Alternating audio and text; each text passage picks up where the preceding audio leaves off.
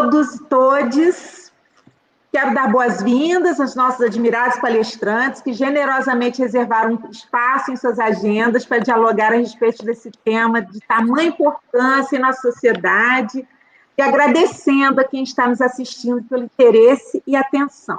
Inicialmente, registro a ausência da Bruna Silva, mãe do estudante Marcos Vinícius, de 14 anos, morto por policiais na favela da Maré, zona norte do Rio de Janeiro, a caminho da escola e vestido com seu uniforme escolar. Bruna passa agora por um momento difícil no processo sobre a morte de seu filho, a realidade que não se apresentava quando do convite para a participação nesse evento. Sua ausência é justificada e diretamente relacionada com o estigma penal decorrente do racismo institucional do nosso sistema de justiça. Esse evento integra o processo de preparação e realização do Fórum Social Mundial Justiça e Democracia, a se realizar no Brasil do dia 21 a 26 de setembro de 2021, e que resulta da união de várias entidades progressistas formadas por integrantes do sistema de justiça, a saber, os coletivos Transforma MP, Associação Brasileira dos Juristas pela Democracia, Associação Juízes para a Democracia, Associação Advogadas e Advogados Públicos para a Democracia, Coletivo Defensoras e Defensores Públicos pela Democracia e Movimento Policiais Antifascistas, que, frente aos ataques ao Estado Democrático de Direito no Brasil e na América Latina, e em outras partes do mundo, sentiram a necessidade de somar esforços para criar iniciativas conjuntas de resistência. Motivados pelos fóruns sociais mundiais, essas organizações buscaram ampliar contatos e agregar novos movimentos e organizações para, num primeiro momento, promover um espaço de encontros e compartilhamento de percepções e informações, e, num segundo momento, buscar construir condições para ações concretas e coletivas frente à desafiadora conjuntura atual. É o que consta da carta convocatória do Fórum Social Mundial. É nesse processo, repito, que se insere esse nosso evento, promovido pela Associação Juízes para a Democracia, a qual eu orgulhosamente integro e represento nessa live, entidade que completou nesse ano de 2021 30 anos de idade e nasceu com o objetivo e o destino de efetivar os direitos humanos e os valores democráticos expressos na Constituição da República. Hoje, nossa missão segue a mesma, resistindo contra os retrocessos sociais que nos assombram. Iniciaremos nossa conversa falando de racismo estrutural, sobre o qual vou meramente fazer uma introdução para simples contextualização em respeito à legitimidade dos palestrantes, que falarão com muito maior autoridade sobre o tema, para o qual não tenho lugar de fala, embora eu, pessoalmente, e a AJD, nos somemos e queiramos fazer parte das lutas antirracista, antimachista, anticapitalista e, consequentemente, antifascista, que convocam toda e qualquer pessoa e entidade que queira construir um mundo mais igualitário. Podemos superficialmente dizer que desde os sequestros dos povos africanos, traficados em porões de navios para servirem de mão de obra escrava, o racismo estrutura a sociedade brasileira, arraigado em sua forma de se organizar e nas relações sociais, impondo aos negros e indígenas todos os piores ônus das desigualdades decorrentes da dominação e da exploração típicas do sistema capitalista. O racismo estrutural está na raiz da criminalização, não de condutas, mas de pessoas. O negro é o primeiro suspeito de um furto. Um grupo de jovens brancos rindo e falando alto na rua jamais provocará uma abordagem policial. Os catálogos de fotos das delegacias estão repletos de rostos negros. As cadeias estão abarrotadas de jovens negros. Os negros somente excepcionalmente exercem cargos de comando. A regra é de exercerem funções subalternas. Isso é racismo estrutural. E o racismo estrutural, evidentemente, impregna o sistema de justiça, o Estado, o ordenamento jurídico, e estruturalmente burgueses, na medida em que são perpetuadores das relações de opressão inerentes ao capitalismo, criando obstáculos ao acesso aos direitos. Porém, é ilegítima a negação de direitos reivindicados pelos subalternizados. Assim como, igualmente, é ilegítima a criminalização de condutas que sempre se destinam à segregação do mesmo grupo da sociedade, os jovens, pretos, pobres, periféricos e favelados. Adotando o pensamento deslegitimante do sistema de justiça, Barata demonstra que o caráter estigmatizante do sistema jurídico criminal deve ser concebido como uma construção social em que se faz presente a tensão entre os interesses das classes dominantes e os interesses das classes subalternizadas. O autor lança a luz sobre a seletividade do sistema burguês e afirma que as classes subalternizadas são, na verdade, aquelas selecionadas negativamente pelos mecanismos de criminalização. Em outras palavras, dado o racismo que estrutura nossa sociedade e, consequentemente, nosso sistema de justiça, o povo preto é selecionado negativamente no âmbito criminal, estigmatizado, marcado para o apartheid social e o emparedamento de toda uma geração de jovens a quem se sonega a oportunidade de vida digna. Nessa linha de pensamento, a ilegitimidade do sistema jurídico burguês, segundo Zaffaroni, decorre e se revela de um descompasso entre a legislação e as relações de poder concretas na sociedade, chamando atenção para o fenômeno do constitucionalismo formal com ditadura real, tão conhecido na América Latina e cujo terrorismo de Estado promove a ruptura entre a realidade e a normatividade. É o braço de força estatal cometendo crimes. Conclui Zaffaroni, torna-se óbvia a impossibilidade dos setores populares e despossuídos de nossa região marginal depositarem algum nível de confiança num direito assim concebido. A deslegitimação dos sistemas penais resultou de um processo de empobrecimento filosófico do discurso jurídico penal, que permitiu a sobrevivência de concepções ultrapassadas, autoritárias e excludentes. Não é à toa que, na atual quadra histórica, presenciamos a ascensão do fascismo, que carrega a bandeira da morte e do extermínio institucionalmente defendida pelo atual ocupante da presidência da República, o que se revelou ofuscante com a pandemia, em que houve uma inquestionável escolha do extermínio como política de governo. Feita essa introdução, de certa forma apaixonada, eu quero passar a palavra aos palestrantes e queria fazer uma provocação. Eu quero começar pelo René. René Silva, que é editor-chefe do jornal Voz das Comunidades, fundou o Voz das Comunidades no Complexo do Alemão aos 11 anos de idade, foi roteirista na Malhação Conectados em 2011, novela Salve Jorge, 2012, 2013, consultor do programa Esquenta. Palestrou em Harvard em 2013 sobre o Twitter como plataforma de comunicação entre a favela e o poder público. Recebeu o Prêmio Mundial da Juventude na Índia. Recentemente foi nomeado como um dos 100 negros mais influentes no mundo, pelo trabalho desenvolvido no Brasil. René, eu gostaria que você falasse sobre o racismo estrutural, como você enxerga esse racismo estrutural, né, dentro da sua vivência, da vivência da favela, e o que você tem para trazer para a gente?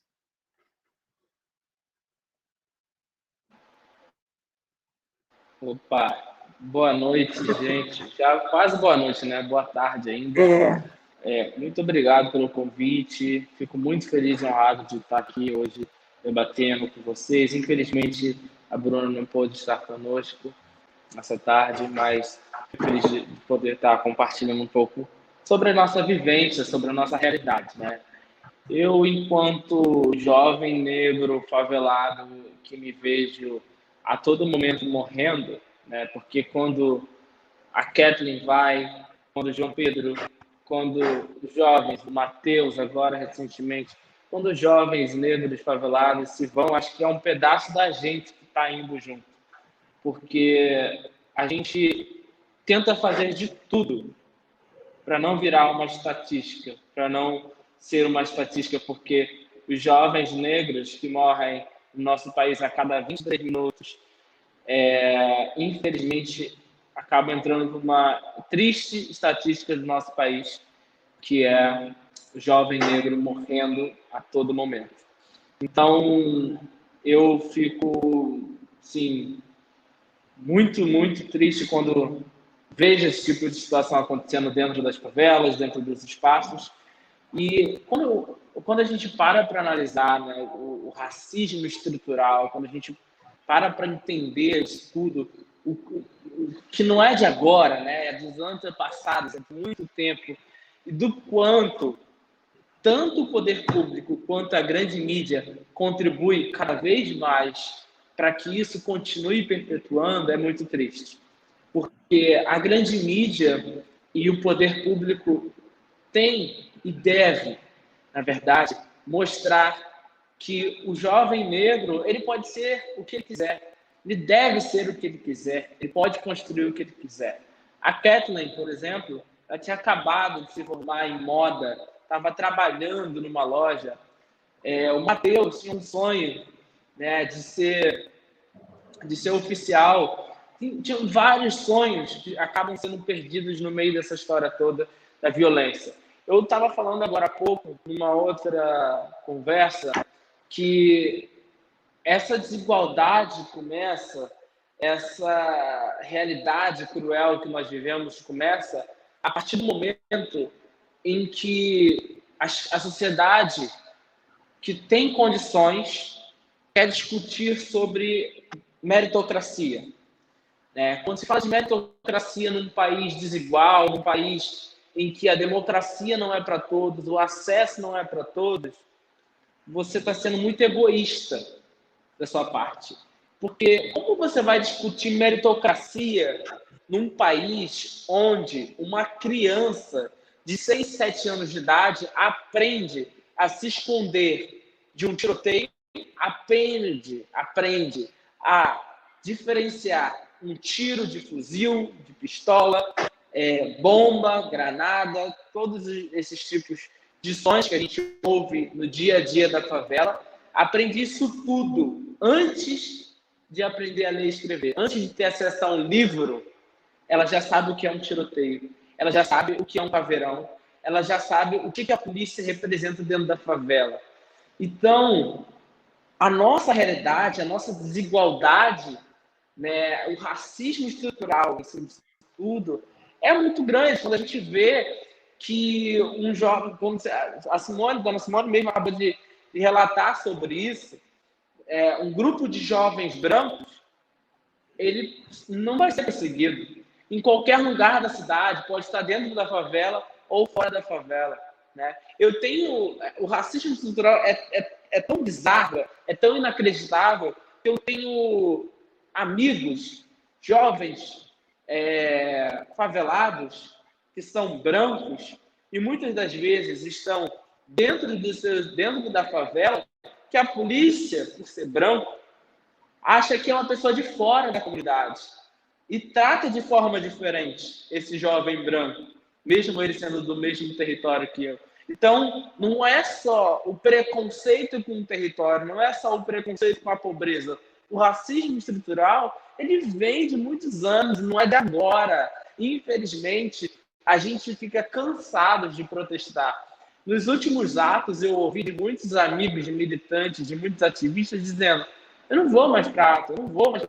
Não adianta a gente falar, gritar, mostrar, se nada acontece. A lei nesse país não se cumpre. As coisas não acontecem. Né? A gente está aqui enxugando gelo o tempo inteiro, porque a gente tinha acabado de sair do protesto da Ágata, aí depois vem João Pedro, e depois vem Mateus, Pedro, enfim, vários outros jovens, crianças morrendo dentro das favelas, né? E invertendo os valores da sociedade, que na verdade o filho enterrando uma mãe, a mãe está enterrando os filhos, as mães estão enterrando seus filhos. E qual é o perfil dessa mãe? É a mãe preta, é a mãe favelada, é a mãe que, infelizmente, ainda hoje tem que trabalhar como empregada doméstica em vários espaços para sobreviver com um salário que não é digno para o que o serviço que é oferecido. Então, a nossa realidade do nosso país, infelizmente, nós ainda estamos vivendo um país colonial, né? Não estamos vivendo um país do século XXI. Nós não avançamos junto com a tecnologia, nós não avançamos junto com os outros avanços que aconteceram. Né? O carro já anda sozinho e a gente ainda tem problemas de policiais que confundem um guarda-chuva ou um saco de pipoca com uma arma, por exemplo, um celular com uma arma. Então, infelizmente, a gente não sabe, né, o que vai acontecer, como vai acontecer. É verdade. Assim, eu queria só chamar a atenção, Renê, é que os policiais também, em sua maioria, são negros. Em sua grande maioria. Eles também morrem nessa guerra contra a droga. Ou seja, assim, é um racismo estrutural. O racismo é tamanho que o próprio policial que escolhe o negro para prender, para abordar, é o policial que está ali que vai morrer também, e é um negro, é mais uma pessoa, né, dessa estrutura toda. Ou seja, não, é impressionante como a história se repete. A gente volta lá à época dos escravos, em que havia os negros que eram os capitães do mato, que caçavam escravos. Continua a mesma coisa. Estruturalmente, a sociedade não muda, né? Não há uma mudança. Muito, muito legal suas observações. Vou continuar essa conversa. Vou pedir para o João Marcos, que é João Marcos Buch, que é meu amigo, meu companheiro de luta, que é membro da JD também, mestre em ciência jurídica, área de concentração hermenêutica e principiologia constitucional, especializado em criminologia e política criminal, especializado em direito contemporâneo, formador da Escola Nacional de Formação e Aperfeiçoamento do Magistrado, juiz do Tribunal de Justiça Santa Catarina, titular da Vara de Execuções Penais de Joinville, membro da Associação de Juízes para a Democracia, escritor de inúmeros livros, artigos, dentre os quais A Solitude das Cidades, Execução Penal Aplicada, Anotações para Redução de Danos, e Um Juiz na Era do Ódio. Meu amigo querido João Marcos, você que é juiz de execução penal numa cidade do sul do país, né, da região sul do país, uma região que nós temos assim uma concepção de que é uma região loura de olhos azuis. A sua população carcerária é loura de olhos azuis? Como você pode, a partir da sua experiência de juiz de execução, o que você nos traz a respeito desse nosso tema? Seu microfone está desligado, João. Oi, ele estava ligado, alguém desligou. Obrigado por avisar, Claudinha. Oi, Simone, Cláudia, muito bacana estar aqui num evento tão importante, preparatório ao Fórum Social Mundial, e especialmente com a possibilidade de ouvir o René. René eu já lhe conhecia, né, através das mídias, e eu posso lhe dizer que é muito forte ouvir você, e continue sempre, porque hoje aqui eu te ouvindo. Eu nunca tinha ouvido você pessoalmente. Para mim já foi tudo, já ganhei o dia por ter te ouvido com essa sua voz tão potente e tão impactante. E, enfim, o tema é árduo, é muito difícil, né? É muito difícil. Todos os dias, eu estava comentando que parece assim, a gente tem que ter na cabeça que é cada agonia no seu dia. Cada agonia no seu dia, porque todo dia tem uma agonia muito forte, muito grande. E só que eu, como juiz da execução penal, sentindo essa agonia diária, o mínimo que eu posso fazer é continuar ereto, com a cabeça para frente e fazendo o meu trabalho, que deve ser feito, e não há outra opção, senão fazer o meu trabalho de tentar garantir a Constituição e garantir condições mínimas de vida para as pessoas que estão presas. Como eu digo que cada dia é uma agonia, porque, por exemplo, hoje, com todo respeito, eu tomei conhecimento, eu recebi oficialmente uma resolução do Conselho Nacional de Política Criminal e Penitenciária que diz o seguinte, que nas arquiteturas dos presídios devem ser retiradas as fontes de energia e tomadas de todas as celas, sob a justificativa de que, assim, não será possível carregar telefones celulares. Ora e ora. Pisem nas prisões, olhem como são as prisões, vejam que existem prisões que são de terra batida, de que os presos dormem em tocas, onde eu já estive, eu não vou citar aqui para não caracterizar, presos que convivem com necrotérios ao seu lado, presos que não têm sequer água. Como que você vai falar tirar fontes de energia? Primeiro que a metade já não tem. E aqueles que têm, eles precisam daquela energia para esquentar a água do chuveiro. No sul do Brasil é frio. É terrível. E querem tirar água quente. Querem tirar a iluminação, porque as celas não têm a iluminação aquela sei lá, de uma cela onde não há fonte, que vem a luz automática. Não, são lâmpadas, são fios. Então, assim, com todo respeito, mas me parece que são pessoas que não têm a noção do que acontece na realidade do cárcere. Mesmo porque faz muito tempo que as visitas familiares estão suspensas em vários estados da federação e continuam se encontrando telefones celulares lá dentro. Então, será que não seria o caminho não seria investigar com inteligência como que esses celulares estão entrando lá dentro? Mas, enfim, essa é uma agonia de cada dia, entende?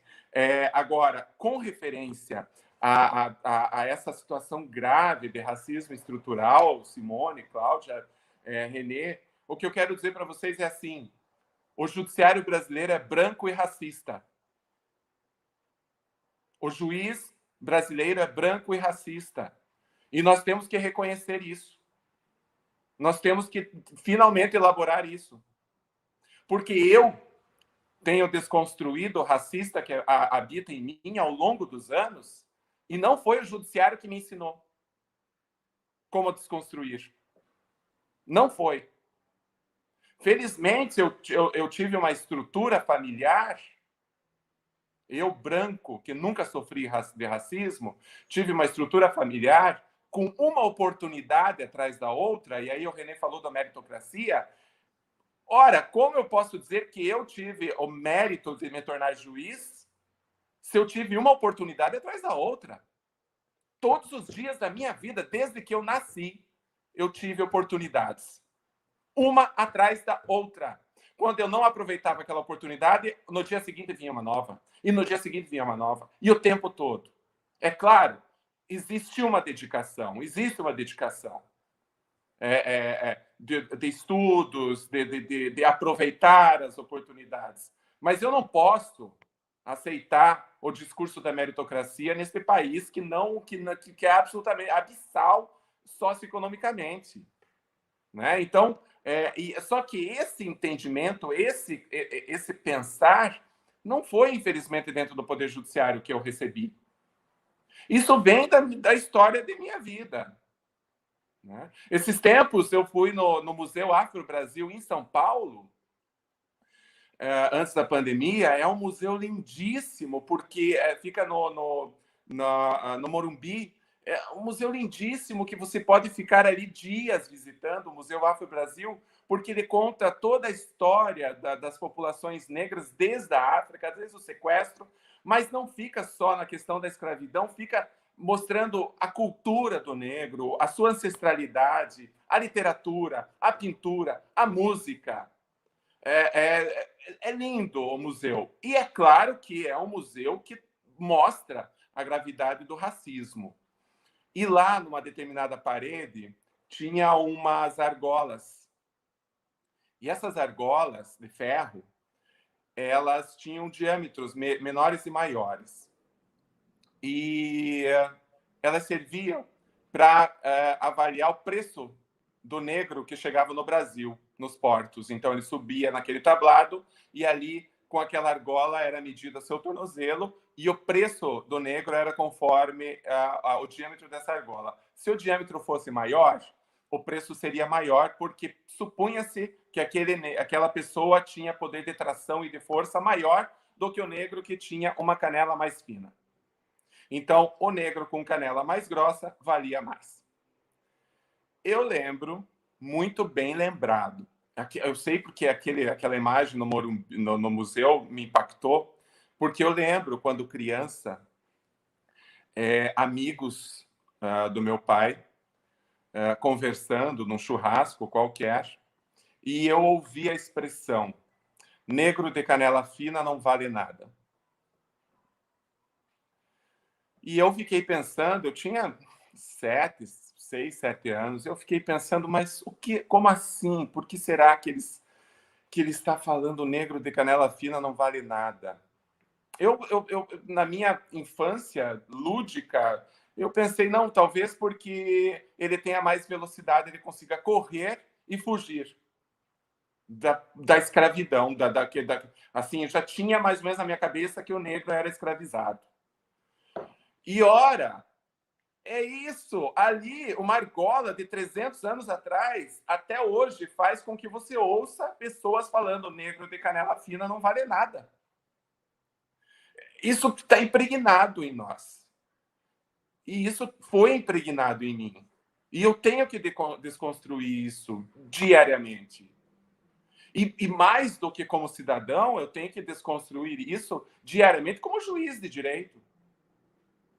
E, infelizmente, não é isso que eu vejo. E, olha, eu me sinto honrado em pertencer ao Poder Judiciário.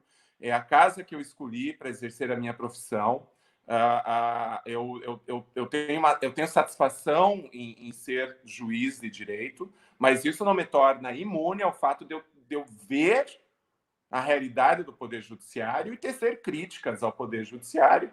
E o Poder Judiciário, infelizmente, é racista, machista, patriarcal, tudo mais, mas especialmente racista, ao ponto de que você não vê negros como juízes, né? É uma minoria muito grande. Em Santa Catarina, basicamente, devem ter meia dúzia de juízes negros.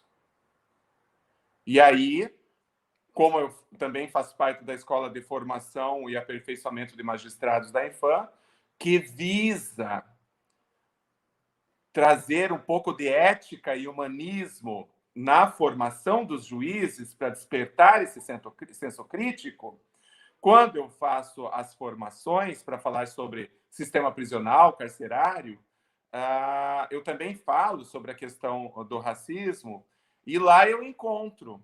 Agora eu tenho encontrado jovens juízes negros e negras, juízas e juízes que vieram de uma vulnerabilidade e, através das cotas, tornaram-se juízes. E, como formador, eu tenho acesso às provas já de antemão, para evitar o preconceito que insiste em dizer, foram aprovados entre os primeiros colocados.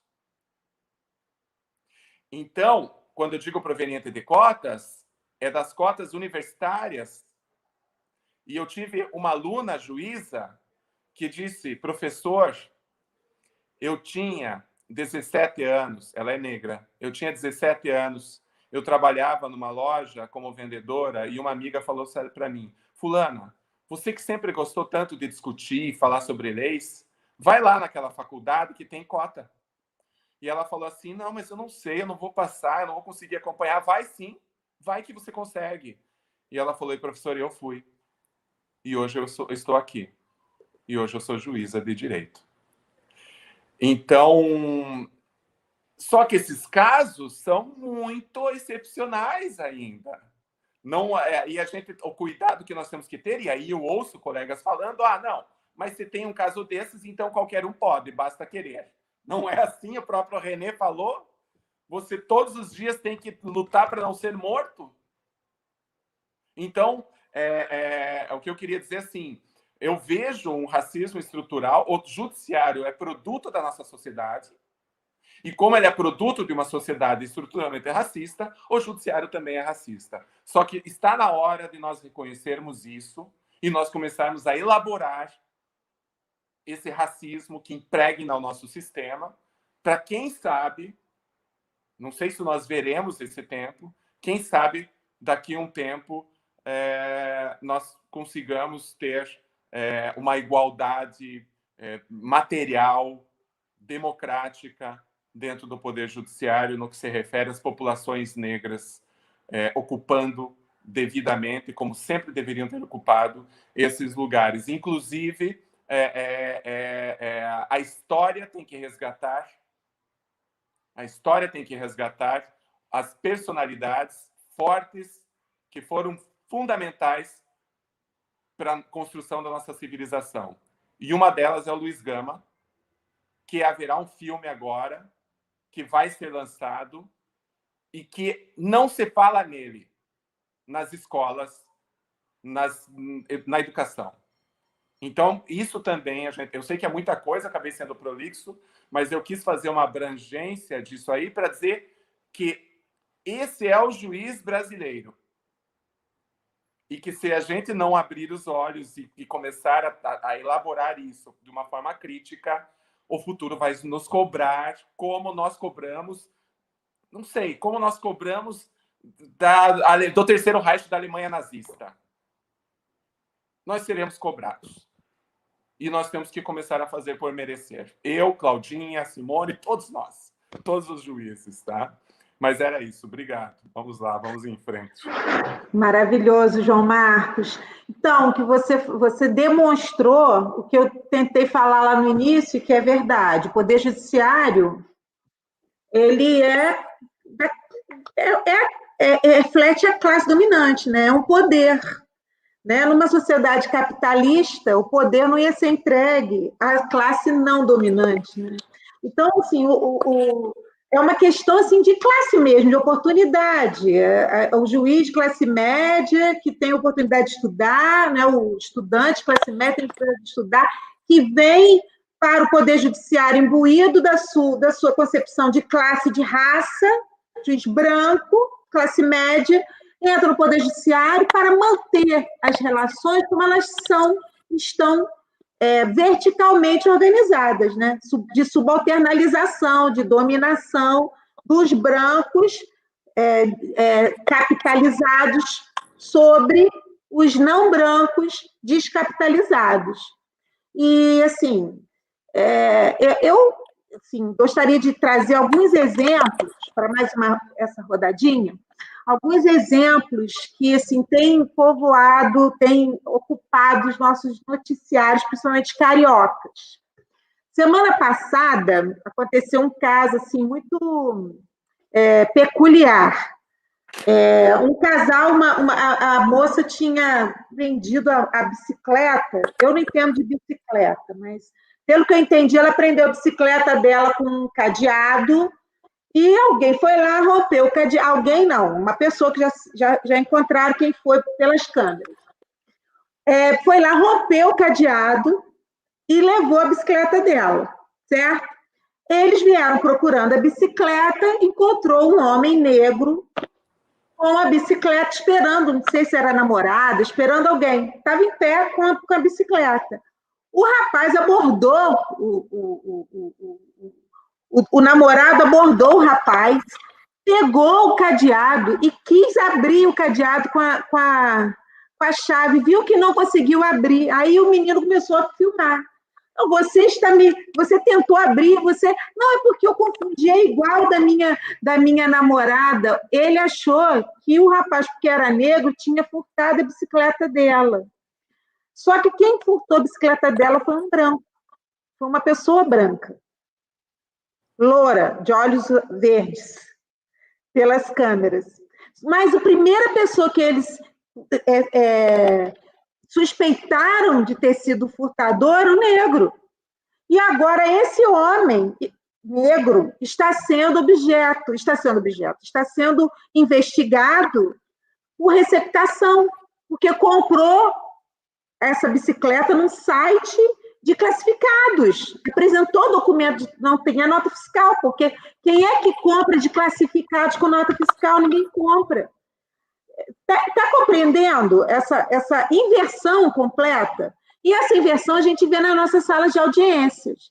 Por exemplo, o Ministério Público tem coragem de oferecer denúncia de homicídio, tentativa de homicídio, a vítima, policial militar. O réu, um homem negro que levou tiro, que foi ferido, que foi parar no hospital. Não tinha tiro Isso acontece muito, tá? Não tinha tiro na viatura, os policiais não levaram tiro nenhum, quem levou tiro foi o réu. E ele era o réu, ele não era vítima. Essa inversão, né? Essa criminalização, ele não há uma criminalização de uma conduta, há uma criminalização das pessoas, porque elas são negras. E aí a gente chega aos autos de resistência, né, que legitimam o extermínio, legitimam a morte das pessoas. E a gente chega às chacinas, que são uma realidade que não são raras, gente. Nós pensávamos que as chacinas eram coisas que aconteciam lá atrás, nos grupos de extermínios, e agora, no Jacarezinho, nós tivemos a maior chacina da história do Rio de Janeiro. Mais de 20 pessoas mortas. Mais de 20 pessoas mortas. E, mais uma vez, a justificativa na imprensa, e aí, Renê, que eu queria falar um pouco dessa abordagem também pela imprensa. A própria imprensa, a mídia hegemônica, ela já vem com essa justificativa, são investigados, era para cumprir mandado. E aí eu queria que você falasse para a gente sobre o que você tem para trazer para a gente a respeito dessa chacina do Jacarezinho. A nossa visão é de que, assim, houve... Eu tenho uma visão, assim, depois de ler alguns textos, algumas notícias, de que essa ação do Jacarezinho ela tem íntima ligação com outras ações da Polícia Militar no Brasil, de enfrentamento, de descumprimento. Essa, por exemplo, foi um descumprimento afrontoso a uma decisão do STF. Né? No Recife, teve ataque aos manifestantes sem ordem, aparentemente sem ordem do governador, a ordem da própria Polícia Militar. Então, assim, eu tenho uma impressão de que, para muito além do extermínio que corriqueiramente tem acontecido, há no momento, um momento realmente de extermínio intencional, como uma ação política da Polícia Militar. Qual a sua visão, Renê? Tá desligado. Opa, agora ligou. Então, quando a gente fala sobre o racismo estrutural, e quando a gente para analisar o caso do que aconteceu na favela Jacarezinho, o que aconteceu, inclusive, aqui durante a pandemia, no Complexo Alemão, também outra operação dessas, que a própria mídia vende como uma operação de sucesso, né? Foram apreendidos isso, aconteceu isso, e tantos mortos, todos tinham envolvimento, não sei. Isso é sempre vendido pela grande mídia. Então, eu acho que a partir do momento em que a grande mídia ela vende essa ideia junto com a polícia, junto com o Estado, ela também contribui muito para a formação da sociedade. A sociedade, ela forma opinião a partir do que ela vê na mídia, o que ela está vendo na televisão, o que ela está ouvindo no rádio, o que ela está lendo no jornal. Ela não concorda 100% com tudo que é dito em todos os lugares, obviamente. A sociedade, ela pega recortes de cada lugar. E se esse lugar está me dizendo que isso aconteceu e foi legítimo, aconteceu dessa forma, e ponto final, a sociedade vai acreditar. Essa é a minha crítica o tempo inteiro. É isso que eu estou falando há muitos anos. Porque quando eu vou numa palestra, principalmente com crianças e adolescentes que são mais inocentes, que perguntam sem medo, eu já ouvi perguntas. Eu já fui numa empresa em São Paulo, uma grande empresa de tecnologia, fazer uma palestra em São Paulo, em que o público eram os filhos dos funcionários. E aí os filhos dos funcionários, que, enfim, são classe média, que tinham umas condições muito boas, etc., perguntaram para mim na palestra. Perguntaram, era até o Dia das Crianças, era um evento de Halloween, aí tinha palestra, aquela coisa que as empresas grandes, startups, vão lá e fazem. E aí uma das crianças perguntou para mim, todo mundo que mora lá é bandido? Porque eu vejo na televisão. E aí me perguntou. E aí eu fui educadamente, obviamente, era criança, respondi, expliquei, falei de uma maneira que a criança pudesse entender, uma maneira ali, né, que eles pudessem entender. Falei sobre porcentagem, falei sobre... Porque é isso. As pessoas, a sociedade como um todo, ela forma uma opinião, querendo ou não, a partir do que é dito na mídia, a partir do que... É isso, a sociedade age dessa maneira, a gente age dessa maneira, como a mídia diz. A gente tem opinião, seja contra ou a favor, mas a gente se baseia no que é dito na mídia. Se a mídia não disser hoje, quantas pessoas morreram de Covid, o nosso subconsciente vai dizer que não morreu ninguém de Covid hoje no país. Independente de qualquer coisa. Isso é automático, isso já acontece no nosso consciente. Então, a formação da sociedade, a formação de opinião da sociedade, ela passa muito pelo como a grande mídia narra. Eu estava observando esses dias, numa reportagem, eu até achei interessante como o editor-chefe, a editora-chefe, colocou essa reportagem. Isso muda completamente a visão da sociedade sobre isso, exatamente isso que a gente está falando. Era a reportagem sobre um menino, o Matheus, que morreu no Complexo da Penha. Depois eu mando o link para vocês, na reportagem do RJ2. E aí, o que acontece?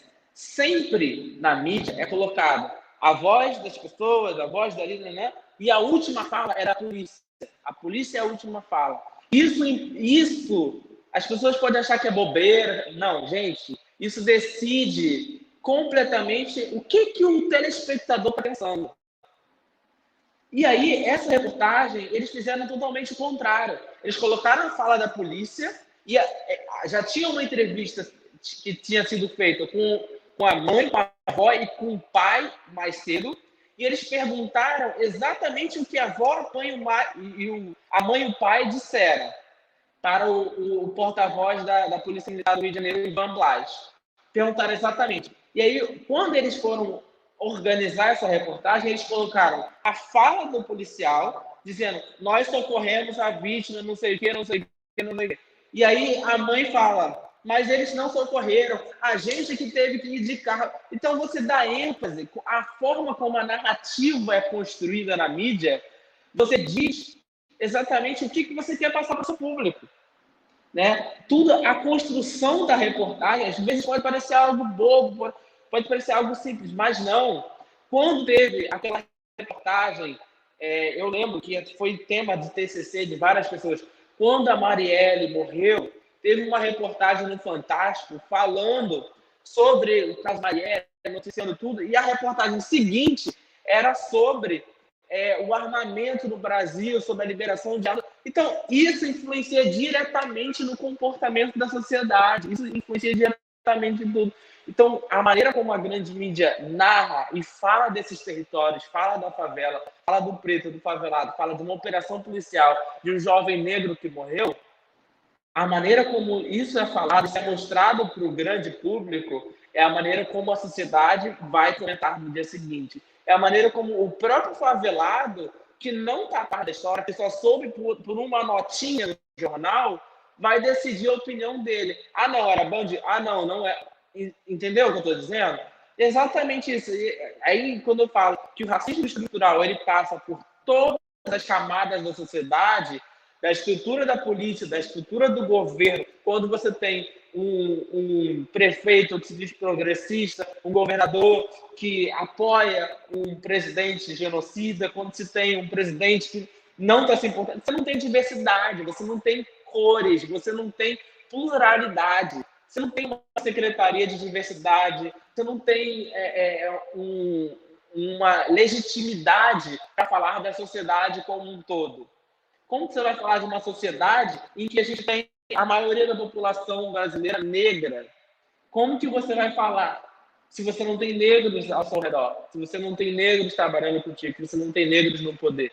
Então, essa é uma discussão, enfim, muito profunda que a gente precisa fazer, mas essa é a minha opinião aí sobre a situação do Jacarezinho e de outras operações policiais. Obrigada, Renê. É exatamente isso. A minha visão também é essa. Na verdade, não é opinião pública, né? É opinião publicada, né? Cada manchete, cada escolha da palavra, e aí falar nisso, assim, a gente pensa nas manchetes. Aliás, isso acontece tanto no sistema de justiça como na imprensa, né? Droga apreendida com uma pessoa negra na favela é tráfico. Droga apreendida com um branco no asfalto é uso. Não sei se vocês se lembram de um rapaz que foi, ele acho que ele era usuário, mas ele foi pego com uma quantidade de droga, não lembro direito. E ele era chamado de o traficante gato. Meu Deus do céu! Assim, é uma coisa impressionante, né? Você é escrachado, né? É escrachado. Oi, Claudinha, fala. Só um minutinho. Eu sei que eu deveria estar aqui só na posição de ouvinte. Não, você está aqui na posição de interveniente. Mas eu não resisto. Depois dessas falas tão brilhantes, né, do René, a fala do René nos toca profundamente, né? A fala de João Marcos, a tua fala, Simone. Eu só gostaria, assim, na qualidade de integrante do Conselho Nacional da JD, né, aproveitar a oportunidade da live para também dizer que o racismo estrutural é uma das pautas que mais tem nos ocupado, que mais tem guiado as nossas ações, né? Recentemente a gente decidiu, por unanimidade, ingressar com a ação popular no caso ali da destruição do acervo da Fundação Palmares, né? Recentemente também nós estamos fazendo ações junto ao vereador Renato Freitas, que também foi vítima de abordagens extremamente violentas por parte da Guarda Municipal de Curitiba, em razão da raça, né? Participamos do ato de desagravo ao vereador Renato Freitas, né? E ouvindo aqui a fala do René, né? Muitas coisas que nos evoca essa fala, né? E essa questão da imprensa, né? A imprensa, o discurso hegemônico da imprensa, como ele é moldado exatamente por essas práticas, né? racistas e coloniais. E eu diria também, Renê, como o discurso que a gente produz dentro do Poder Judiciário, sabe? E aqui eu faço gancho com a fala do João Marcos, né? Porque nós fomos criados dentro dessa estrutura. E muitas vezes dizer que o racismo é estrutural, né? O sujeito que não entende bem o que significa isso, ele diz, mas o racismo é estrutural, eu sou só uma peça na engrenagem, então a minha responsabilidade não é tanta assim. É mentira, é pelo contrário. Tomar consciência de que o racismo é um fenômeno muito mais profundo do que uma mera emoção, do que uma mera, enfim, uma questão meramente afetiva, né? Significa que a gente tem que ter uma postura vigilante, reforçada, muito mais redobrada, né? Então, a todo momento temos que nos desconstruir, a todos, né? Então, a fala do João também nos traz essa responsabilidade para o Poder Judiciário redobrada de se desconstruir a todo momento, né? E aqui eu lembro dos discursos que muitas vezes o Judiciário constrói, né? Me lembro daquela sentença da juíza que colocou na motivação que o sujeito era suspeito em razão da cor, que estava suspeito, né, numa atitude suspeita em razão da raça, em razão da cor. Quer dizer, ela colocou isso na sentença. Mas eu fico pensando quantos outros juízes pensam isso e não colocam na sentença, né? E aí está lá nas motivações, né, inconscientes da sentença, ou nas motivações ideológicas da sentença, para citar o nosso querido Rui Portanova também, né, conselheiro da JD. Então, isso nos traz essa responsabilidade cada vez mais, ainda mais redobrada, né? E ainda só para finalizar essa minha brevíssima participação, né? Aquilo que o René diz, que né, o que a imprensa diz, o que o judiciário diz, o que as pessoas dizem, né? O discurso que se vai montando por força do racismo estrutural, mas muitas vezes é muito importante também aquilo que não se diz, os silêncios, né? E as ausências.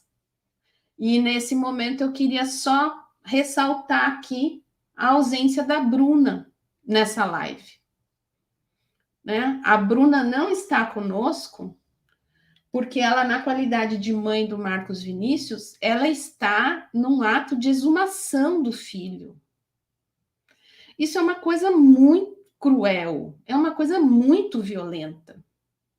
Então, a ausência da Bruna aqui na nossa live, né, eu acho que ela é um silêncio que tem que ser rompido, nós temos que dizer, né, nós temos que falar como que a gente pode viver numa sociedade em que a gente impõe esse sofrimento, além da mãe já ter perdido seu filho de maneira violenta, além do sistema de justiça não apurar adequadamente, além, né? Então, ainda submetê-la a mais essa necessidade, mais essa violência, né? Então, só, né? Uma mãe que não consegue completar seu luto, né? Seu luto. Uma dor de mãe que perde seu filho é eterno, mas o luto, ele é um processo. Sendo revitimizada todo o tempo, né? Entrar em contato com isso a todo tempo, né? Claudinha, já que você deu o seu pitaco rápido aí antes, isso. Eu queria que você falasse rapidamente, então, se assim essa questão do racismo estrutural, ela é um componente do ódio na sociedade. Com certeza, porque, na verdade, esse termo ódio, né, como ele tem sido atualmente utilizado pelo direito, né, no discurso jurídico, ele é um termo, vamos dizer assim, que ele é um termo guarda-chuva para todos os tipos aí de inimizades, de antagonismos, de formas de classificação dos seres humanos, tá? A partir de uma perspectiva hegemônica, de uma perspectiva dominante, né? Daquele grupo que você bem falou aqui, né, Simone? O grupo branco, proprietário, heterossexual, né? Cisgênero, enfim. que ele também é um grupo identitário, mas não se percebe como tal, mas ele se coloca na posição de ter o monopólio de dizer quem são os outros grupos, né, identitários, e assim classificar a humanidade, né? E, além disso, né, os estudiosos do ódio apontam, né, que a própria modernidade, né, quando ela se estruturou, e o Estado moderno, quando ele se estruturou sobre a ideia de supremacia de um grupo vencedor e dos demais grupos vencidos, de um grupo, né, dominante e os demais grupos oprimidos, né? Uma relação sempre de subordinação. O Estado se estruturou dessa maneira, o Estado moderno, né? E a gente pode ainda fazer o link ainda com as epistemologias coloniais que trazem essa dinâmica, né, do colonialismo. E os estudos decoloniais nos apontam que a raça ela foi criada pelo capitalismo, né? A raça ela é uma criação do capitalismo. Então, a partir do momento, né, que o capitalismo nasce, e ele nasce ali no mercantilismo, ele nasce ali no processo de cercamentos na Europa, ele nasce a partir da ordem do plantation, né? O colonialismo ele só funciona com base no dispositivo raça, e esse dispositivo raça, né, que biologicamente está totalmente ultrapassado, né? Mas ele funciona nessa sistemática de classificação e hierarquização dos seres humanos, e essa constante, essa inimizade constante, essa hostilidade constante que vai azeitar, de certa forma, as engrenagens do próprio Estado moderno capitalista, e agora muito mais turbinado com o Estado moderno neoliberal, né? Então, o ódio se insere dentro dessa grande lógica. Então, o racismo ele é uma das várias manifestações de ódio dentro desse grande sistema, né? Então, sim, a resposta é sim, né? Temos que lutar contra, né, o tempo todo. Maravilhosa, Claudinha.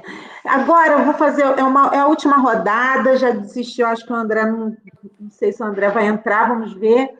Mas eu queria, começando pelo João Marcos, depois com o Renê. João, primeiro eu queria que você falasse, assim, como é para você... Primeiro, sim, se você tiver alguma história maravilhosa daquelas que você conta nas suas crônicas, a gente gostaria de ouvir. Mas eu queria saber, assim, como que é para você a administração, a administração mesmo dos excluídos, né, dos indesejados, porque nós trabalhamos com isso, né? Nossas salas de audiência é uma sala de audiência em que desfilam os indesejados da sociedade, né? E a sua face é negra, né? O tempo todo, né? Nós vemos isso no nosso trabalho. E você lida com um encarceramento que não foi você que encarcerou, mas você tem que administrar esse encarceramento. Embora eu ache que o juiz de vara de execuções penais é a competência mais assim, gratificante na área criminal, porque é um juiz para reconhecer direitos. Assim, no frigir dos ovos. Mas eu queria saber o que é, assim, você é aquele juiz que pisa na cadeia, que pisa o chão da cadeia, que olha no olho daquela miséria que se tornou, que é as nossas cadeias, terceira maior população do mundo de encarcerado, uma geração, como eu disse no início, uma geração de jovens negros, né? Uma geração emparedada. Como é para você administrar isso?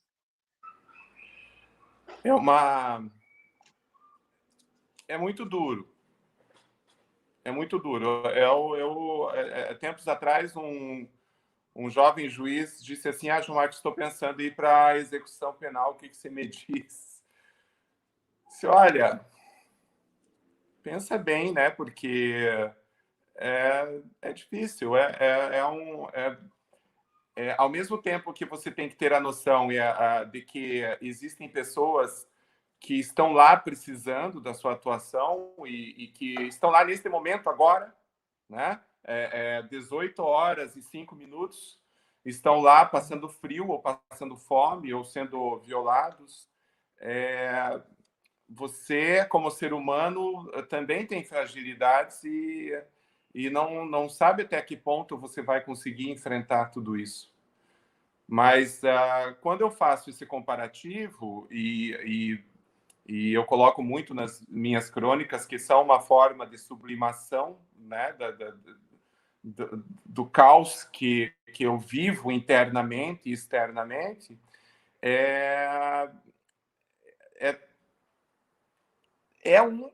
uma batalha. E eu disse para aquele juiz, olha, se você for casca grossa, vai. Porque casca grossa e com percepção, com análise crítica, e que saiba qual é o seu papel nisso tudo, né? Que é o dever de aplicar, de garantir a Constituição.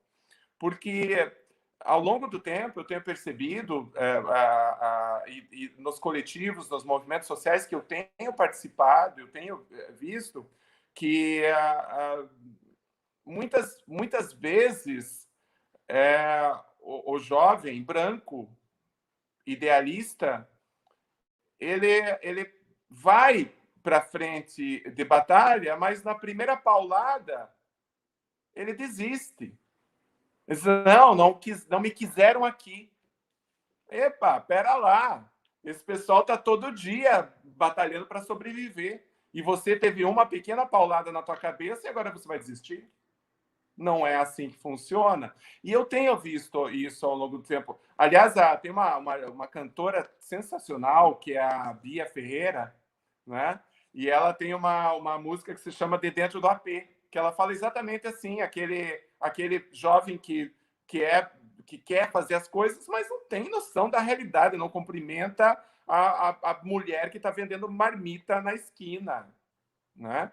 Então é muito árduo. Mas eu queria assim dizer que é preciso que dentro do meu trabalho, dentro dos meus estudos, nós precisamos nos subsidiar de fundamentos científicos, históricos, porque não é fácil você todo dia ouvir bandido bom é bandido morto, tá com pena, leva para casa. E se você não tiver uma centralidade acadêmica, científica nisso, você acaba se perdendo. E essa a centralidade, esse conhecimento acadêmico, você tem que buscar. E aí, quando eu digo que você tem que buscar, é porque eu fui buscar alguns conhecimentos, alguns saberes, para concluir, não só empiricamente com a minha vida, mas também cientificamente, que o nosso sistema penal, o nosso direito penal é racista. As nossas cadeias têm cor. É a cor preta. É isso. E por quê? Porque está no nosso DNA racista, na nossa cultura racista. Nós estávamos falando antes, né, de abrir essa live, sobre o fato de que o próprio Alessandro Barata, né, Simone lembrou, o Alessandro Barata, saudoso Alessandro Barata, autor do Labeling Approach, da estigmatização, dizia as cadeias têm que ser piores do que é a realidade da vida das pessoas aqui fora, porque é assim que se justifica e se legitima a maldade dentro de uma cadeia. É claro, e isso está em todos os setores, em todas as camadas da população. Dia desses, quando eu fui numa escola falar com adolescentes sobre violência, uma escola mais periférica, tinha uma mulher, ela era servente, provavelmente, da escola, era à noite, ela ficou lá nos fundos da escola assistindo a minha fala, eu falando sobre superação da violência, sobre o respeito à dignidade da pessoa humana, que a gente tinha que dar condições às pessoas que estão presas, um mínimo existencial delas lá dentro e tudo mais. E quando eu abri as palavras, e os adolescentes perguntam muito, e perguntam sobre tudo, e é assim, uma coisa, e o papo é reto mesmo, sobre drogas, sobre sexualidade, e tem que ser claro com eles, porque eles merecem esse respeito. Mas aquela mulher lá atrás que levantou o braço e falou assim: o senhor fala de melhorar a vida de quem está dentro da prisão, daqueles bandidos, mas o meu filho foi assassinado na frente da minha casa e o assassino, até hoje, anda por aí. A minha vida é muito pior do que quem está lá dentro. É muito difícil isso, é muito difícil. O que eu podia falar para aquela mulher? Assim, se eu não tenho o que falar, não sinto a dor que a senhora está sentindo. Mas o que eu posso lhe dizer é que a minha vontade, a minha luta é para que outras mães não percam outros filhos nas portas de suas casas, assassinados.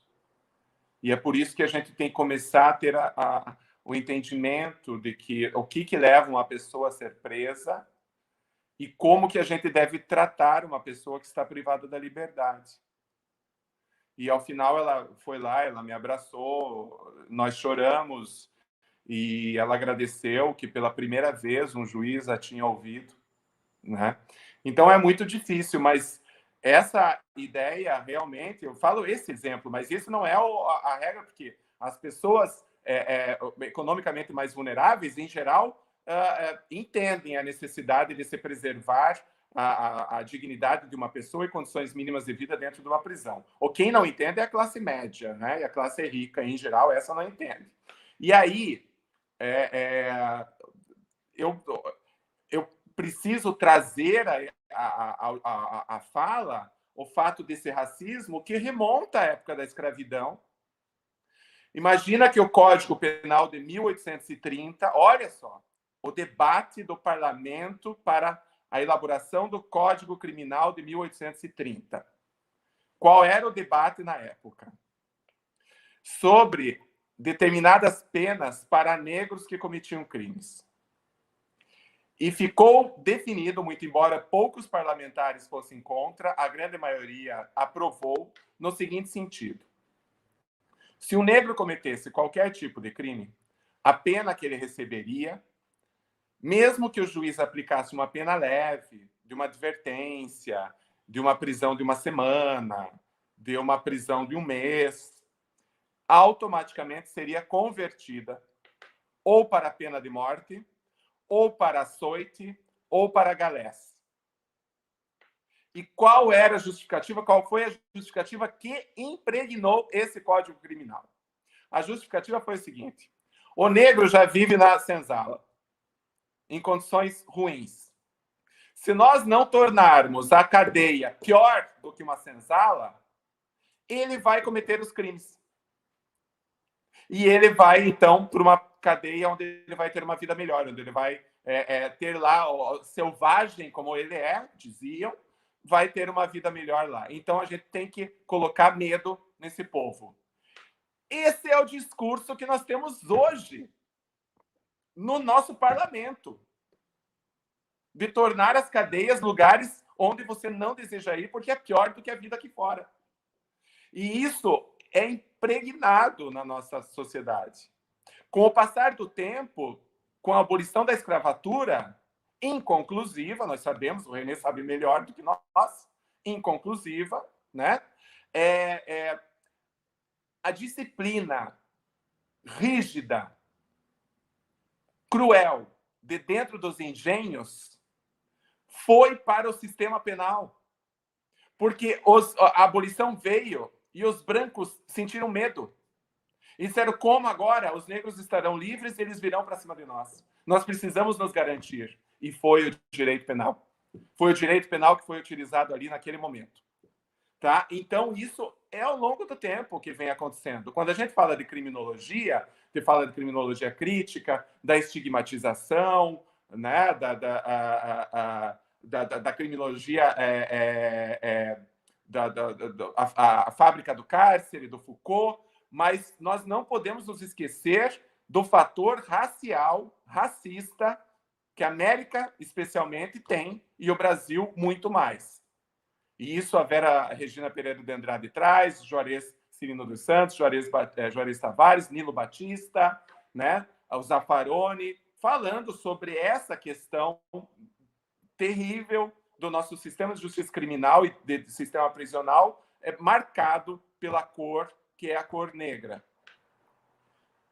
Agora respondendo a sua pergunta, Simone, quando eu vou na cadeia com essa concepção, e eu preciso explicar, porque as pessoas, inclusive eu tenho um livro que se chama Crônicas de um Juiz que Solta. Porque as pessoas dizem assim, João Marcos, por que esse juiz não vai nos hospitais? Por que ele não vai nas escolas? Por que ele só fica querendo proteger bandido? Aí eu tenho que explicar que a minha função de juiz da execução penal, eu sou pago pelo Estado para fiscalizar as condições de uma prisão. E se eu sou pago pelo Estado para fiscalizar as condições de uma prisão, eu vou fiscalizar, porque eu tenho o dever legal e constitucional de fazer isso. O André está entrando aí. Oi, André. E aí, querido, tudo bem? Tudo bem? E então eu sou pago para ser o juiz que solta, porque o juiz da execução penal, não existe pena perpétua no Brasil, nem prisão de morte, mas eu vou entrar nessa situação da prisão perpétua e pena de morte. É o juiz que uma hora vai devolver, autorizar a volta dessa pessoa para a sociedade livre, tá? E quando eu digo que não, agora falando que não existe pena de morte no Brasil, ora, os juízes, nós juízes, temos que saber, nós juízes criminais, os juízes criminais, têm que saber que no momento em que eles aplicam uma sentença condenatória e eles aplicam uma pena, aquela pena que eles aplicam naquele dispositivo, 5 anos e 4 meses de reclusão no regime inicialmente fechado, 8 anos no regime inicialmente fechado, 4 anos no semiaberto, aquela pena vai ser ultrapassada. A pessoa vai para a cadeia e ela vai ser condenada a ser contaminada por tuberculose, por leptospirose, por hanseníase, por Covid. Vai ser condenada a morrer. E é terrível o número de processos que eu julgo extinta a punibilidade pelo óbito. Tanto de morte dentro da unidade prisional, quanto fora, porque marcado para morrer. E isso é uma das coisas mais difíceis para a minha vida e para o meu trabalho. Situações em que eu fiz a audiência, o rapaz pediu, dizendo, eu quero voltar para minha família, eu tenho a minha mulher, eu tenho a minha filha, eles precisam de mim, doutor, me ajude. E não havia possibilidade de soltura, porque a lei não permitia, e olha que eu faço uma filtragem absurda na questão de possibilitar a liberdade.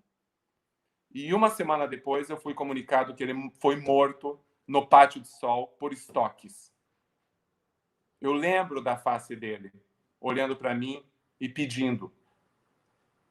E isso tem acontecido o tempo todo.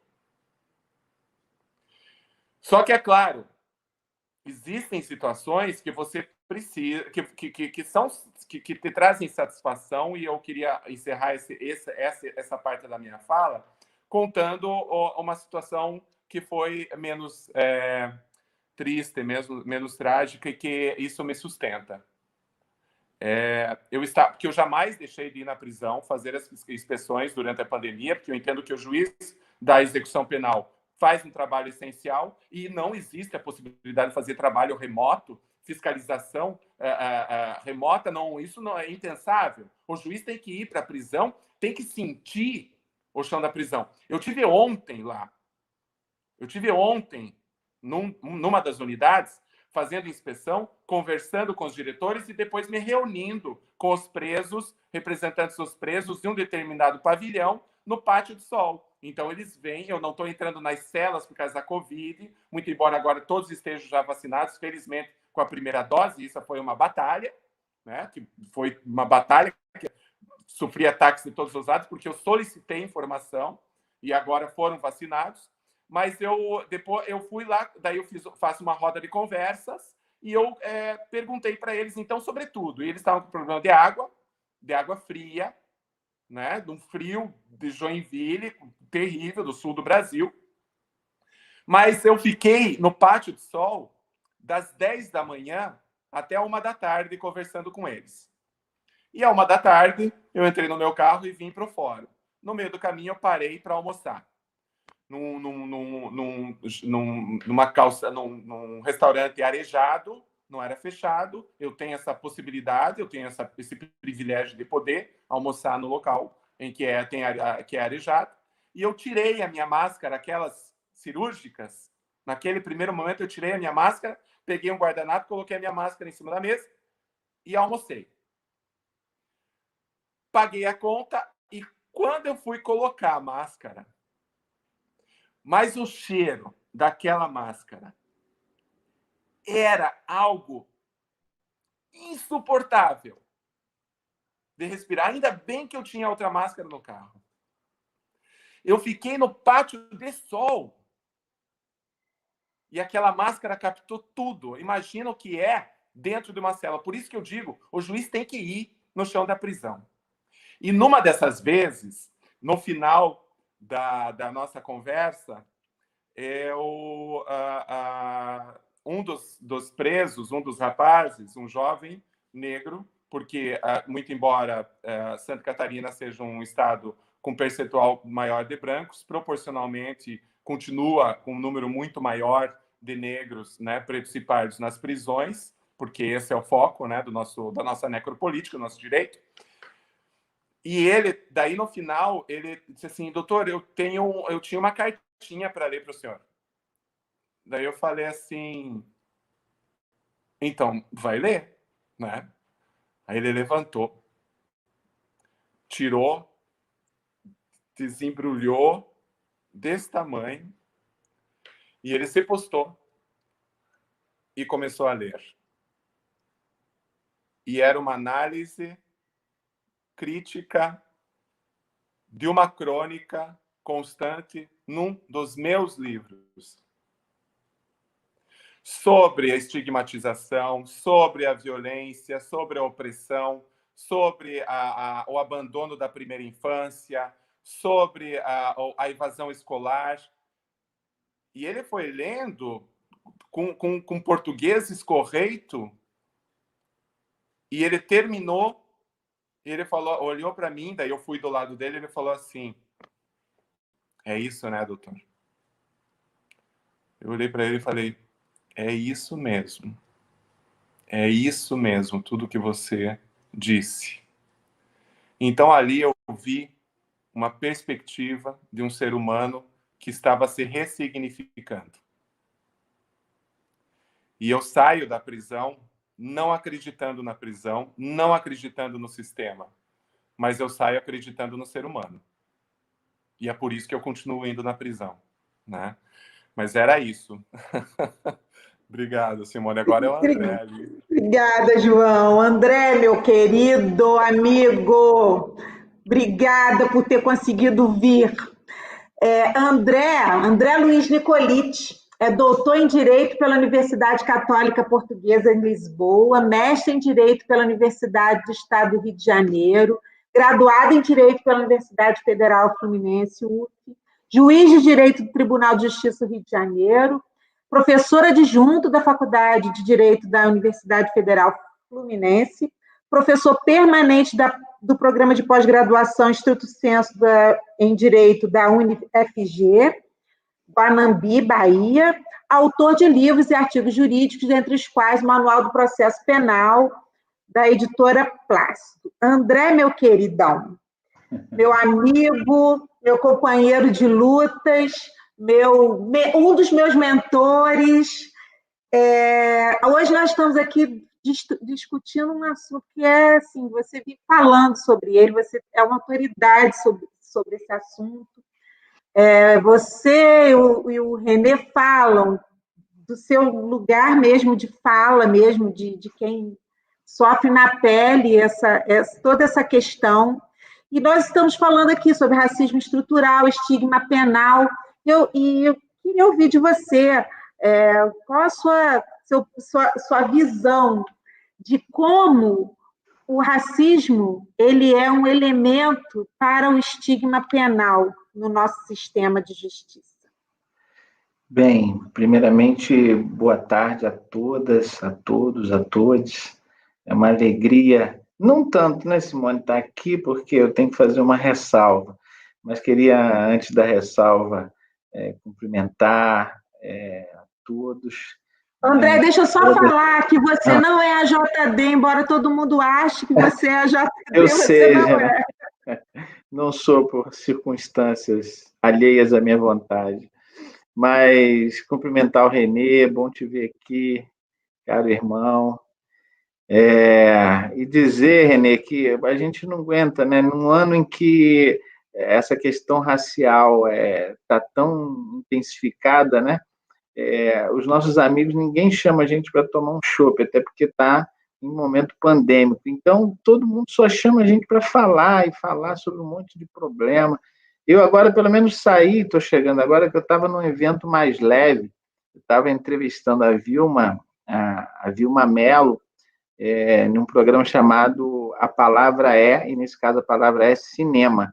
Então a gente estava falando sobre cinema, sobre teatro, óbvio que, né, uma atriz preta, primeira ganhadora do prêmio Shell de teatro, obviamente a gente estava falando também das questões raciais, do racismo, mas falar disso, né, na esfera do cinema, do teatro, né, pelo menos nos dá uma leveza um pouco maior, né? Agora aí o Caio aqui, a gente, já estou vendo o cárcere, a máscara com o cheiro do cárcere, aí já entrei numa atmosfera absolutamente daquilo que há de mais doloroso para a gente, que é o sistema penal, né? Que é algo que eu sempre repito, foi cunhado para os negros e negras, né? Principalmente os negros, homens negros, corpos negros, são aqueles que mais visitam o cárcere.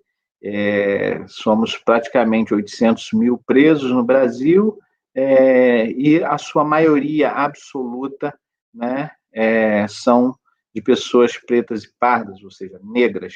E isso não é uma construção episódica, não é um improviso, não é uma coincidência. Isso é um projeto, mas não é um projeto recente. É um projeto que coincide com a história do Brasil, né? O Brasil, quando surge desde o Império, nós tínhamos a Constituição de 1824, o Código Criminal de 1830, né? Nós tínhamos no resto do mundo, ou digamos na Europa branca, parte da Europa eurocêntrica, né? Nós tínhamos, então, o iluminismo, o liberalismo, como ideologias, como filosofias, e que, inclusive, chegaram no Brasil e influenciaram sobremaneira a Constituição de 1824 e o Código Criminal de 1830. No entanto, não a todos, porque aquele humanismo nunca foi reconhecido aos negros. Então, apesar das ideias liberais, do Código de Influência de Beccaria, dos ideários iluministas, humanistas, que graçavam no Brasil naquele início, né, no Império, para o negro aquilo nunca existiu. Nunca existiu liberalismo, nunca existiu iluminismo, nunca existiu humanismo, porque não nos era reconhecida a condição de humanos, né? E o que nos era relegado à escravidão e à morte. A necropolítica talvez tenha sido registrada pela primeira vez exatamente na previsão de morte para aqueles escravos que se insurgissem. O debate da pena de morte no Brasil se deu em função da manutenção da escravidão. Nas comissões se discutiu, olha, ou se acaba com a escravidão, ou se acaba com a pena de morte. Não dá para acabar com a pena de morte e continuar com escravos. Então, a pena de morte legalizada que existiu no Brasil existiu por causa dos pretos, né, dos escravizados.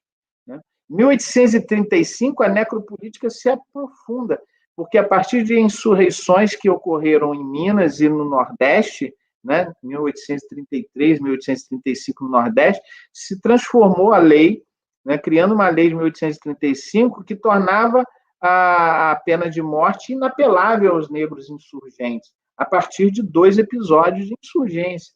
Então, essa foi a nossa realidade no Império, né? A morte programada, legalizada, né? Com debates no Senado, com explicações do imperador, através de seu ministro da Justiça, por que não estava executando as sentenças de morte, e que, se o imperador quisesse fazer filantropismo, que ele abolisse de vez a escravidão, porque não era possível manter a escravidão e não executar as sentenças, que ora não eram executadas porque havia nulidades, ora porque o imperador sentava nos processos e não decidia, porque ele resistia a fazer as execuções. Ou seja, então existia aquela tensão motivada por uma questão econômica. Classe e raça sempre andaram juntas. Quando veio a abolição e, em seguida, a República, nossos problemas não acabaram. Ali começa o encarceramento em massa, porque quando veio a República, a primeira lei que se criou não foi uma Constituição nova no Brasil, foi um novo Código Penal de 1890. Esse novo Código Penal veio para dar conta da nova realidade brasileira, que era a abolição. Negros recém-libertos, que representavam um medo para aquela sociedade. Negros recém-libertos, que não foram incluídos como mão de obra assalariada, porque houve uma política nacional de importação de mão de obra branca, e os negros ficaram relegados à sua própria sorte, como vadios, como vagabundos, ocupantes das praças. E era preciso, então, para usar a expressão do Rubens, controlar esses indesejáveis, né? E como controlar esses indesejáveis? Pelo encarceramento. Criminaliza-se a vadiagem, criminaliza-se a capoeira, criminaliza-se os cultos afro-brasileiros, né? De modo que ali começa um processo de encarceramento da população negra no Brasil, né? Que só se desenvolve e culmina com o que nós temos hoje de 800 mil pretos. Por isso, presos pretos. Por quê? Então, se associa essa imagem do negro ao suspeito, ao suspeito, ao criminoso e etc., né? Isso é uma construção que vem do cinema americano, mas não estou falando do cinema americano agora, estou falando do cinema americano pós-abolição, né? Quando se constrói o mito do negro estuprador, etc., né? Então, isso é uma construção de muitos anos, muito robustas.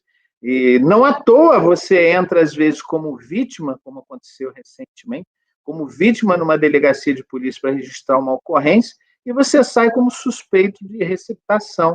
Porque toda a estrutura, né, está formada para olhar o negro, né, não como vítima, mas ele é aquilo que eu chamei um recente artigo publicado no Migalhas recentemente, exatamente, ele é o suspeito natural, né? Então, busca-se investigar, desconfia-se dele, né? Como diz o Emicida, né? Olha, cuidado, não voe tão alto naquela preciosa Smile, né? Não voe tão alto, né? Porque se não querem te ver nem livre, que dirá te ver rei. Estão esperando você vacilar, porque para dizer, não falei, exatamente isso. Então, mesmo quando você é vítima, esse cara não é tão vítima como você pensa. Vamos ver isso com calma, direitinho. Vai ver que ele tem uma bronca, uma multa de trânsito, uma passagem qualquer, alguma coisa ele deve ter, porque ele não pode ser, né? Isso tudo que parece ser. Essa é a sina construída. E isso associa-se a isso a baixa representatividade de negros e negras em postos que não de subalternização, de subalternidade. Então, quando você não vê negros no judiciário, no Ministério Público, na polícia, na Defensoria Pública, né? Agora eu estava falando com a Vilma Mello, e ela falou assim, agora eu tenho uma obrigação com os meus que vêm atrás de mim, de não aceitar um papel em que eu só tenho que entregar um copo d'água, porque eu sou uma mulher que ganhei o prêmio Shell de teatro. Então, e isso significa que aquelas meninas e meninos jovens vão olhar para mim, poxa, se ela, uma mulher preta, ganhou um prêmio Shell de teatro, eu também posso. O meu lugar não é mais somente entregar uma bandeja numa cena qualquer, é ganhar o prêmio Shell. Então, se ela, depois de 33 anos, passa a simplesmente carregar uma bandeja, ela passa a representar para essas pessoas aquilo que, poxa, depois de 33 anos, ela só carrega uma bandeja, né? Qual é a referência? Então, ela dizia, eu achei lindo, eu tenho uma obrigação de que, por mais que aquilo represente dinheiro e que me faça falta, eu não posso aceitar esse papel, porque eu sei que isso significará para aquelas gerações futuras uma quebra de referência. Então, ela compreende e pratica muito bem aquilo que a gente espera de representatividade, né?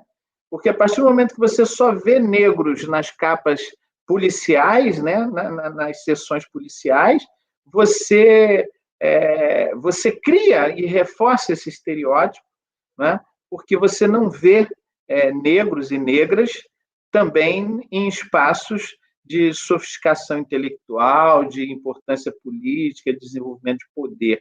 Então, é importante a gente ter essa visão de que é importante ampliar a representatividade de raça e gênero em todos os espaços, né? E isso é um exercício, Simone, importante. A gente estava falando hoje num grupo, né? Porque a gente precisa acabar com isso, né? De tipo, olha, a gente não chama porque não tem quem fale, a gente não conhece quem fale, não tem gente que conheça do tema para ocupar esse espaço. Eu acho que tem que procurar, tem que conhecer, tem que dar espaço, tem que convidar, porque as pessoas que são responsáveis não vão ir falar sobre as coisas que elas não dominam.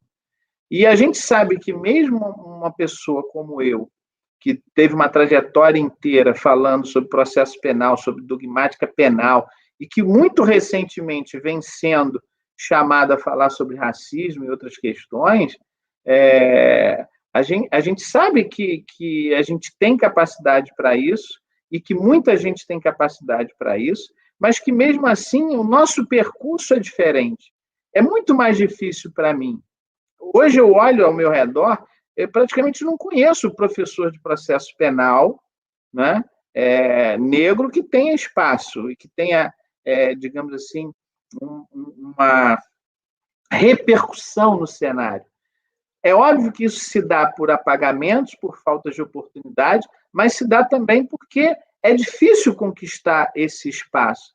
É muito fácil para o negro entrar na prisão, mas é muito difícil para ele entrar na universidade, e quando entra é muito difícil entrar no mestrado, quando entra no mestrado é muito difícil entrar no doutorado, quando ele entra no doutorado é muito difícil ele escrever um livro, ser convidado para um evento, etc., etc., coisa que para os brancos é um privilégio, ocorre com muito mais fluidez, né? Muito mais fluidez. E, às vezes, o negro, mesmo com competências dogmáticas, etc., assim como a mulher, é convidado para falar o quê? Sobre racismo, sobre gênero, como se a mulher só pudesse falar sobre gênero e os negros só pudessem falar sobre raça, como se a gente fosse especializado em racismo. Quem é especialista em racismo são os brancos, como diz Silvio Almeida. Então, eu tive a sorte, né, de toda a minha trajetória falar de um monte de outras coisas. Assim, mas sou chamado agora para falar muito sobre essa questão, e tenho até me esforçado muito de estudar muito mais esse tema. Tenho estudado mais esse tema do que dogmática. Agora são 30 livros sobre filosofia, sobre questão da negritude, da branquitude, das questões raciais, e 2 livros lá para olhar e lembrar, ou a jurisprudência para revisar, etc.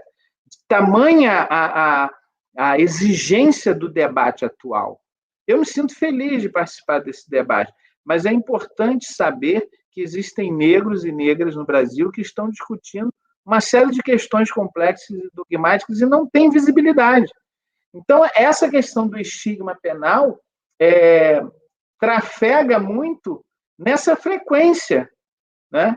De termos assim, uma dimensão do negro como o suspeito, o réu, o criminoso, etc., e não termos a visibilidade dos negros talentosos que produzem, etc., no Brasil. Então, nós precisamos trabalhar em 2 eixos, de dar voz, de dar visibilidade,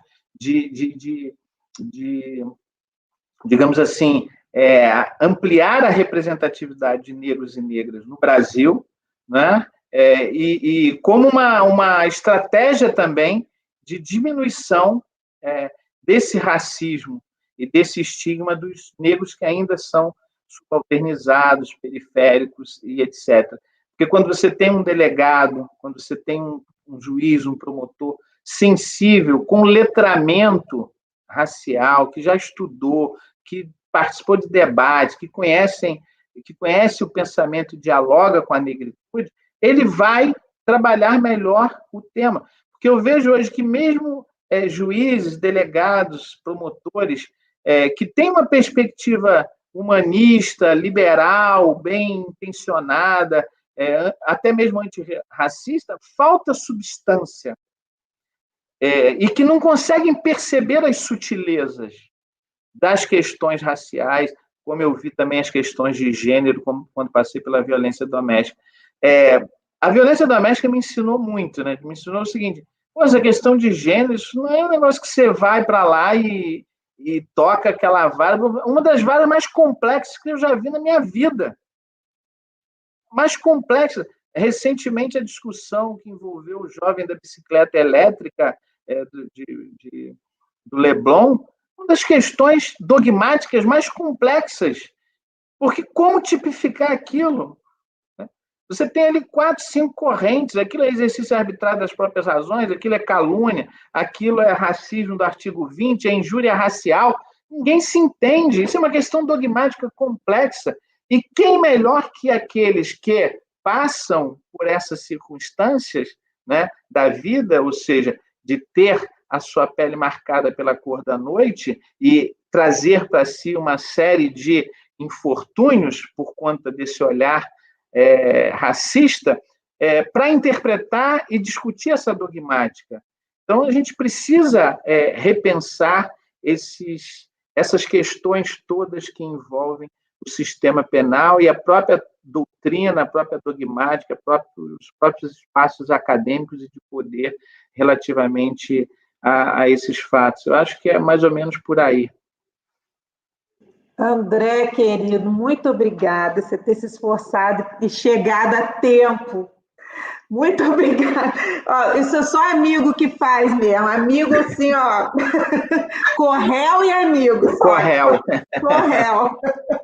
André é meu corréu no processo, vocês sabem, né? No PAD, que nós respondemos. Está quase arquivado aquilo. Vai arquivar um momento. Vamos já encaminhados para o final. O Renê, a quinta live dele hoje, André. Quinta live desse menino. Homem requisitado. Eu quero agradecer a todos vocês e homenageá-los todos em nome da Bruna, que não pôde vir hoje por um motivo muito justificado. Dizer para vocês que essa live, para mim, é um divisor de águas, os amigos mais próximos, os entendedores entenderão, e dizer que esse é um assunto que, para mim, é muito caro, porque, para mim, o racismo, assim como o feminismo, como o anticapitalismo, eles são questões imbricadas, e a nossa luta é a mesma luta. É uma luta que tem que ser junta, tem que ser... Nós queremos uma sociedade melhor, nenhuma sociedade é boa com ódio, como diz a Claudinha, né? E o racismo é um elemento de ódio, como ela explicou aqui para a gente tão didaticamente. Renê, quero te agradecer muito, nós estamos em contato e vamos fazer aquela nossa aproximação com a favela, já estamos na nossa articulação. Vamos, João, sim, com certeza. Vamos. João, muito obrigada. Quero agradecer também a sua presença, a disponibilidade. André, meu querido amigo, vamos continuar a nossa... Vocês querem falar alguma coisa para se despedir? Claudinha, obrigada por você ter divado. Um minuto que fala já diva completamente. Se vocês quiserem usar a palavra para se despedir... Eu agradeço a Simone a oportunidade, parabéns, né, por nos reunir aqui e dizer assim que os tempos são duros, são difíceis para todos nós. Mas para muitos outros sempre foi difícil, sempre foi muito duro. E o mínimo que a gente tem obrigação de fazer, eu tenho obrigação de fazer, é de me manter forte, lutando, sendo antirracista, antifascista, antimachista, antipatriarcal, anticolonialista. Todos os dias da minha vida. E isso não é um favor. Isso é um dever humano, cidadão de civilidade. Se não for assim, é apagar a luz e jogar a toalha.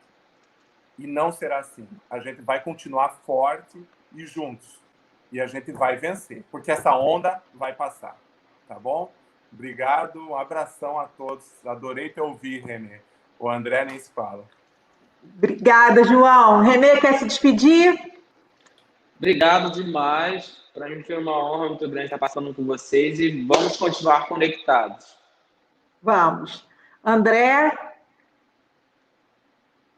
Bem, eu peço mais uma vez desculpa por ter chegado ao fim, não ter ouvido a Cláudia. Parte do João eu consegui ouvir, Renê, lamentavelmente eu não ouvi. Não sei se vai ficar gravado aqui depois para a gente poder acompanhar. E, enfim, aqueles e aquelas que estão assistindo, eu não pude, enfim, interagir ou responder, mas eu fico à disposição nas redes, no direct, mande a eventual pergunta, ponderação, que a gente vai interagindo e seguindo na resistência sempre, gente. Muito obrigado aí, foi um prazer. Claudinha, quer se despedir?